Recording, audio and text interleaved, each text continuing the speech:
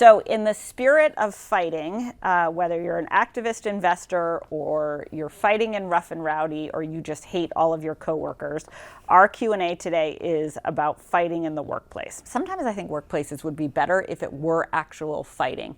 I just find workplaces to be so passive aggressive. It's just irritating. But anyways, here's question number 1. What should I do if I'm dealing with conflict with coworkers who can't stand to see your success and that leads to passive aggressive and condescending attitudes and comments that I'm obviously noticing? Passive aggressive, I hate passive aggressive people, so I totally agree with this person. Passivity is just so irritating. It's just so irritating. So it's funny, I had a conversation this morning with the Penn CFO, and what I love about the Penn CFO is she's just so fucking blunt. I love her. And what I really enjoy most is she's like, if you have a problem, you tell me. And I'm like, I'm obviously going to tell you if I have a problem. And she's like, if I have a problem, I'm going to tell you. And I'm like, that's what I would hope that you would do. It just makes for a nice, clean, low friction, low drama, high resolution relationship. So shout out to the Penn CFO. If you are dealing with passive coworkers, this is so hard. What do you do if you have a passive coworker? One is, I just generally think you should call people on their bullshit. And if someone's being passive aggressive, they're saying yes, then they're saying no. Everything has subtext to it. It's kind and it's mean at the same time. One, it just takes so much time to sift through that. And 2, it just creates so much emotion for you, it sounds like, which is probably why your grammar is bad, because it just is draining on you. So my advice is if you have a passive aggressive coworker, is to say something to the coworker that is not passive aggressive. If you fight passive aggressivity with passive aggressivity, is that even a word, aggressivity? I don't know. But if you fight passive aggressive with passive aggressive, it's like passive aggressive to the nth degree. That's a disaster. Then you're no better than the person you don't like. Just be blunt. I would be polite. I would be restrained. I would be respectful, but I would also be firm. And I would just say, hey, I get the sense from your texts, from your emails, from your voicemails, from our conversations, from whatever it may be, that you disagree with what I'm doing, or you don't like how I do things, or whatever it is that this person seems to have a beef with. I would just say that. And then what I would say is, I'd love to resolve that. So can you give me some specifics about what it is I'm doing that's bothering you, how you would like me to engage with you, or what you would like me to do differently? If you just lay that out, I would be cold, I would be firm, I would be polite, I would not be irrational or emotional. They'll probably stammer and back off, or you two will have a knockdown, drag out argument, which will probably resolve the situation. So that would be my advice on that one, and let us know how it goes and if your grammar gets better as a result. The next one is, I got into a huge disagreement with a coworker on a project we're tag teaming. We don't often work together, but we're both so hard-headed about the way we do things. We got into an argument and now we want to work together even less. How should I try to amend this? Should I be the bigger person? Yes, be the bigger person. Always be the bigger person. I'm a big believer in try to be the bigger person, or at least just be the responsible person. So in this case, I would go up to your coworker, your tag team partner, and be like, hey, I wasn't my best. I'm sorry I lost my cool. I'm sorry I lost my temper. You might be sorry that you said some of the things you said.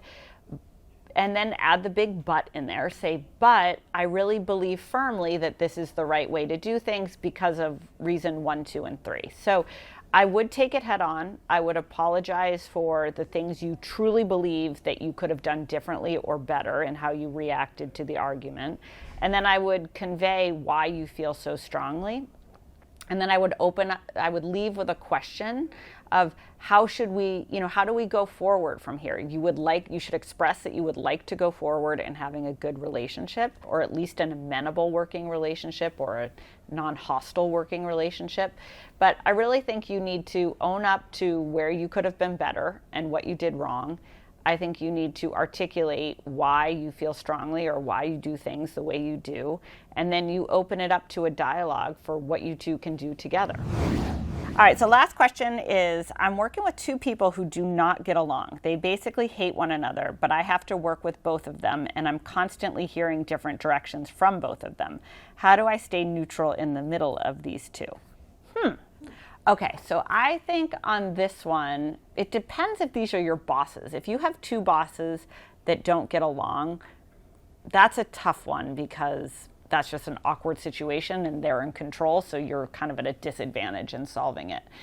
I think what I would do in either scenario is really just to put everything out on the table.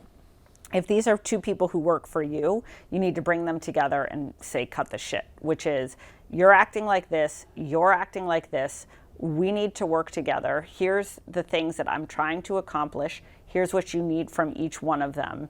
And here's what your expectation and ask is in terms of how they treat one another. That's typically how I do things. So if these are your bosses, that's a little bit more tricky. But what I would do is try to create a forum where they're in the same place. If you have to use email, use email. But what you should say is, hey, here's what I'm being asked to do.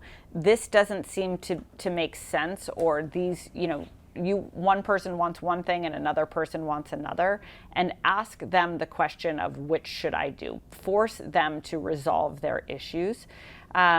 We have this a lot at Barstool. To be honest with you, one of the things I'm so happy about in the last couple months is we've just, I think on the business team, have gotten way less passive aggressive. It still exists for sure, but people have gotten a whole lot more direct and way, way more blunt.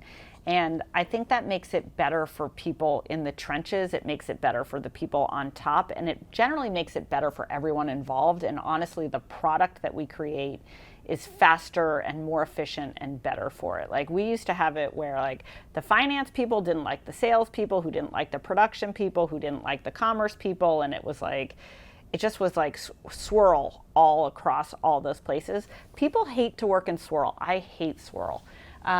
So I think finding a way, whether it's your bosses who don't agree, or people who work for you who don't agree, or your peers who don't agree, find a way to just get to the truth of what needs to be done, where the discrepancies are in terms of what people want, and get yourself to a place where you're not picking sides, you're not back talking one person to the other. If you do that, you're going to get caught. It's not going to go well for you. Get to a place where you find a rational answer that lets you do your job.